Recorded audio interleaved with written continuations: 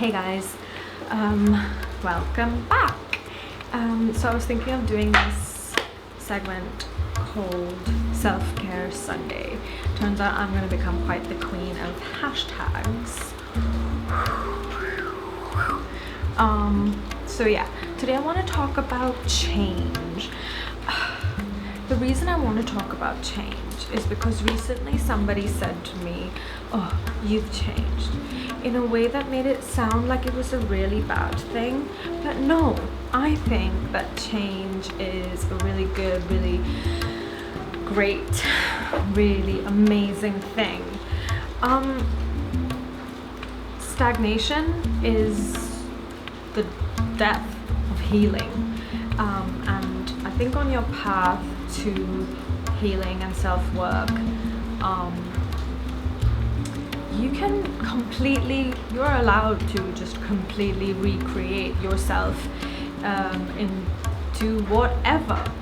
If we're not learning from every day and from every moment, then we're going to be stuck in the same pain, in the same space, and we're just going to be the same forever.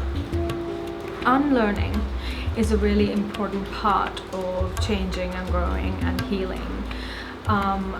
Throughout our lives, I think we're given all these ideas from other people and other places and institutions, like from our home, from our school, from our peer group, from people that are celebrated universally, from people that we admire, from society, from culture, from other people's stories, etc. And then at the end of the day, we're just left with all these ideas that were put into us, not things that we organically came to. And the reason I think that unlearning is the first step, and that unlearning and learning go kind of hand in hand, is because unless you're willing to accept that the things that have been taught to you by people that were themselves damaged in the first place, then there can't really be any growth from a place of non-acceptance. So somebody asked me the other day on Instagram, on the Q&A thing, why I couldn't screenshot it. I wanted to, but they deleted it soon after. They asked me why I seem so happy on the outside, but why do I like to live in the past? And I think this is a really valid question.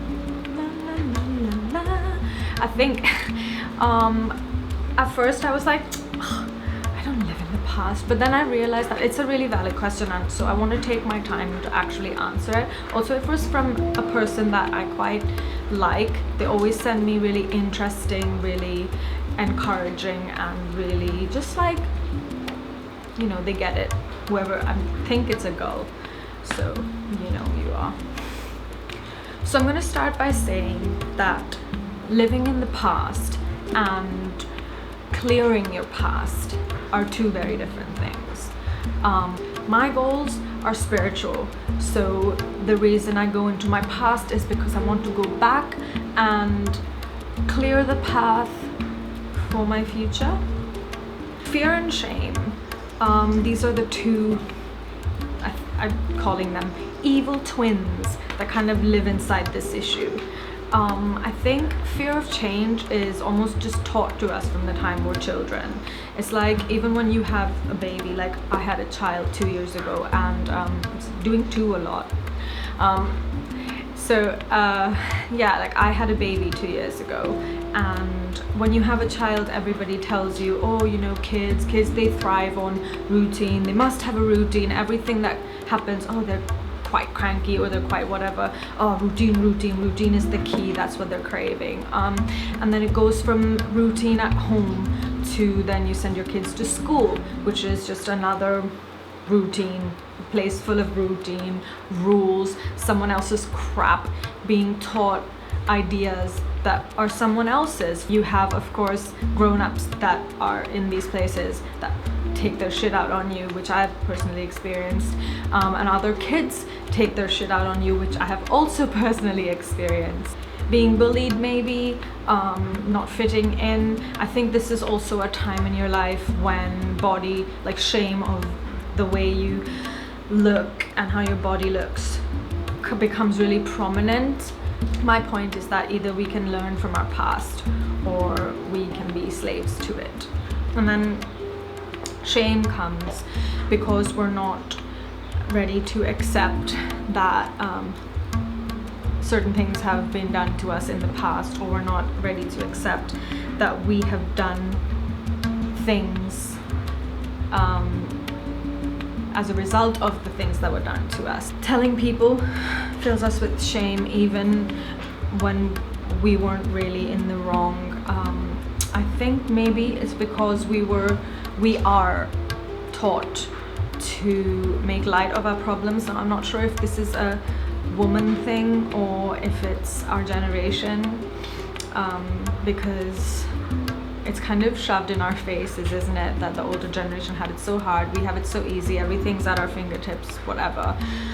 I think they call us the snowflake generation, which, by the way, is a word that was used for people in the 1860s that, God, what's going on here? In the 1860s that were against the abolishment of the slave trade. They were called snowflake because they were all about the pure white. So anyway, what a word to bring back and to put people down again. This is another reason that I think learning and unlearning go together kind of hand in hand, because people like throw these words around and just diminish a person's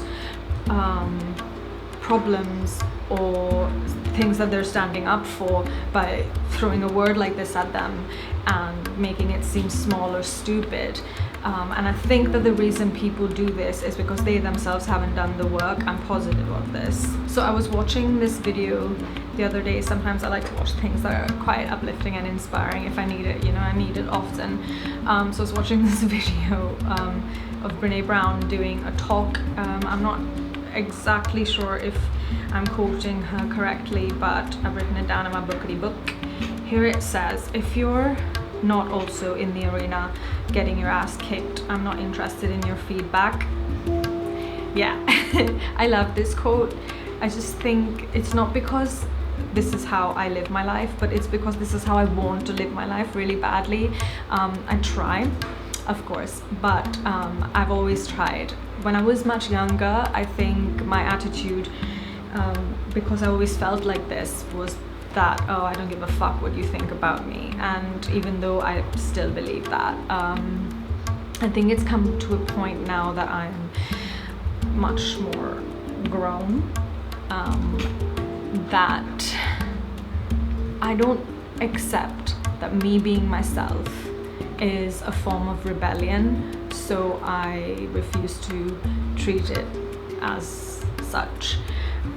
The things that hold us back are so subtle sometimes that it takes years and years to realize that because of certain things we've kind of held ourselves back, subconsciously maybe, but quite often on purpose.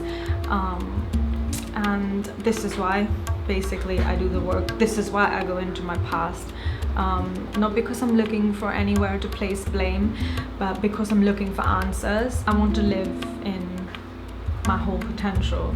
I want to stop changing who I am for people, for circumstances, to be more liked, to feel lovable, to feel worthy. I want to find who I am and free her. Learning, unlearning, growth, healing. For some of us, this comes from doing inner work, looking into yourself, doing inner child work. I know for me that the answers that I'm looking for, I will find in the darkness. So a couple of things that I wrote down when I wanted to just make sense of what exactly I mean when I say unlearning. So here it is. Yes, I've written it in pink. So for me, unlearning is letting go of thoughts that no longer serve you. I mean, this is a pretty obvious one, but it's one of the really hard things to do.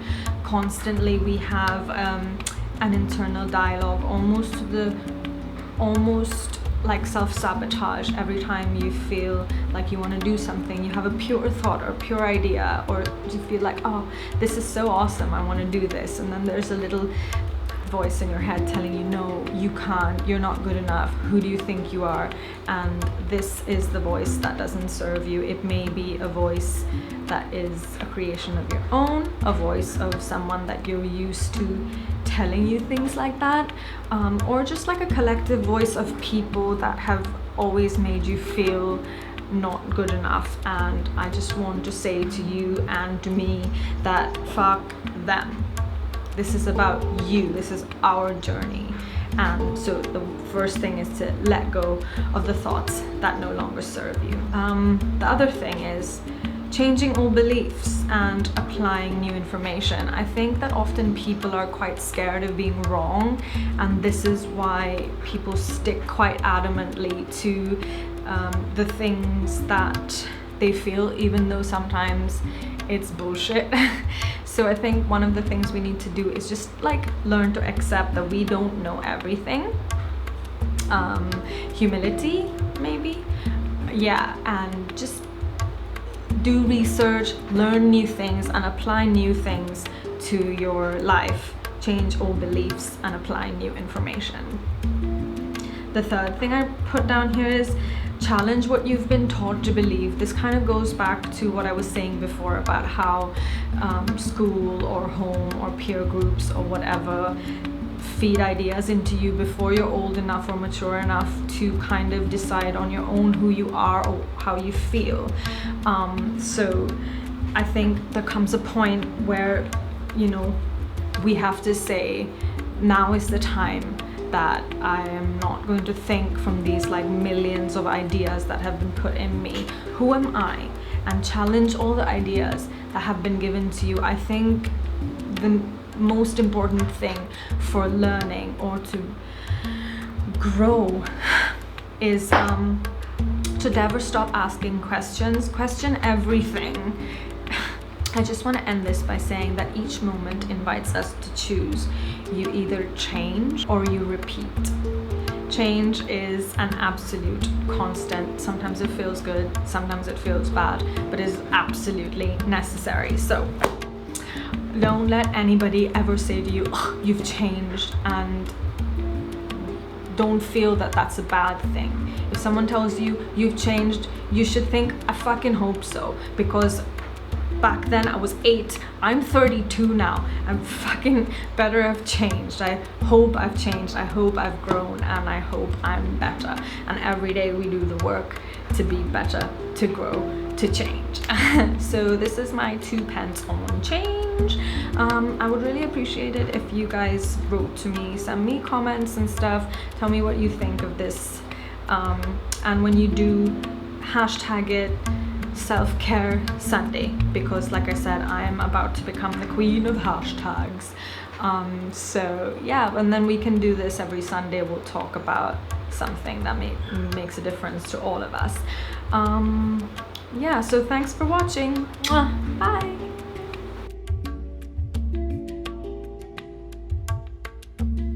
In each